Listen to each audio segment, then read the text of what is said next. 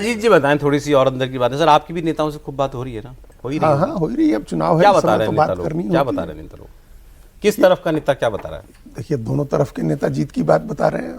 दोनों के नेता एक तो कोई जर्नलिस्ट के सामने या किसी के भी सामने ओपन नहीं होगा कि हमारी स्थिति कमजोर है, जो ओपन हुआ हमारी अच्छी बहुत अच्छी नहीं है। नहीं, अभी क्या है, इस चुनाव को लेकर के जो पहला अभी तक का जो फीडबैक है वो ये है कि इलेक्शन बहुत हाइपर लोकल है। कॉन्स्टिट्यूएंसी टू कॉन्स्टिट्यूएंसी इलेक्शन हो रहे हैं, चुनाव लड़ा जा रहा है, हर सीट पर लड़ाई अच्छी लड़ी जा रही है।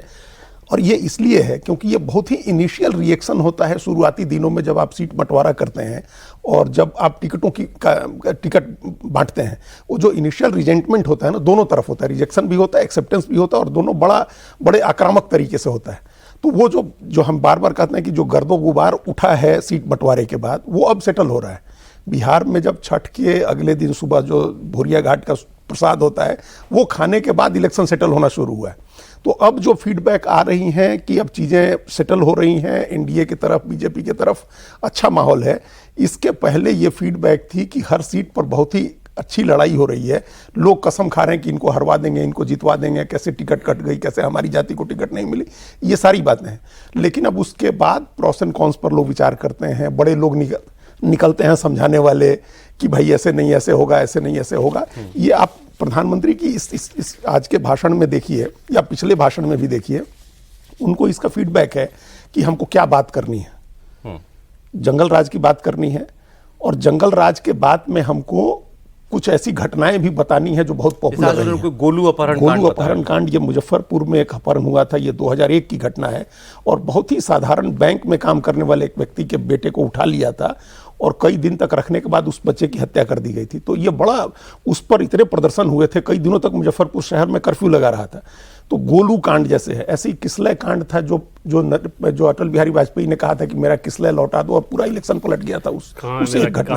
कहाँ है मेरा किसलय, तो पूरा इलेक्शन पलट गया था। एक उन्होंने कहा आईएएस की पत्नी के साथ बलात्कार हुआ, वो चंदा विश्वास की कहानी है। वो तो आईएएस की पत्नी के साथ, उनकी नौकरानी के साथ, उनके घर की दूसरी महिलाओं के साथ आरजेडी एमएलए के बेटे ने किया। और जब इसकी शिकायत लेकर के वो लोग गए मुख्यमंत्री के पास, तो उन्होंने इस पर कोई कार्रवाई नहीं की, लालू यादव ने। हाँ, लालू यादव ने। तो ये कहानियां उनको सुनानी है। ये देखिए इंपॉर्टेंट है कि प्राइम मिनिस्टर अपनी स्पीच में इंडिविजुअल क्राइम इंस्टेंसेस हम इसको एक बात कहा कि फिर एक बात फिर आप रजत जी, आप क्या है कि वो कोरिलेट कर रहे हैं इस बात को, और आप इसको हाल की घटनाएं देखें।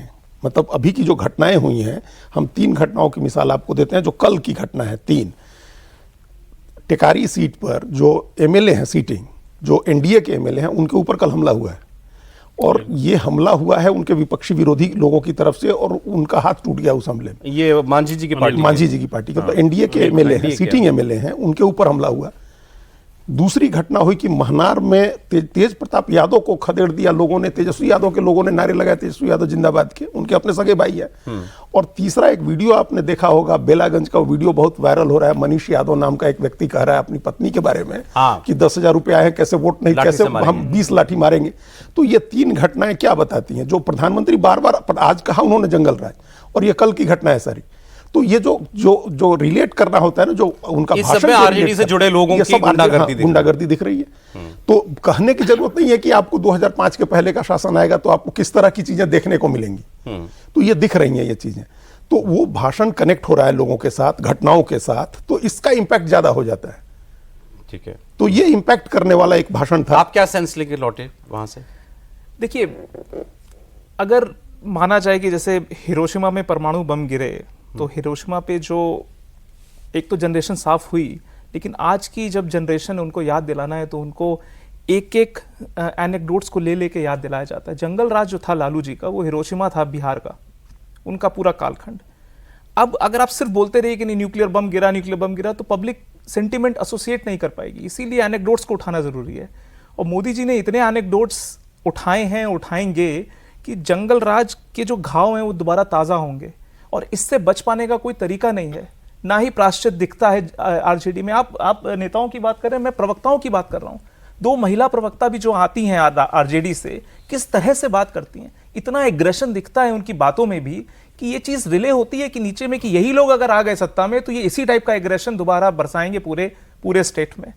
तो एक तरफ तो मोदी जी का, इनफैक्ट आपने बिल्कुल सही बोला, मुझे लगता है इस साल का सबसे अच्छा पॉलिटिकल भाषण जो था ये मुजफ्फरपुर का भाषण था उनका। आज उन्होंने पहले यहाँ से शुरुआत करी, फिर उन्होंने इमोशनल कनेक्ट किस तरीके से किया।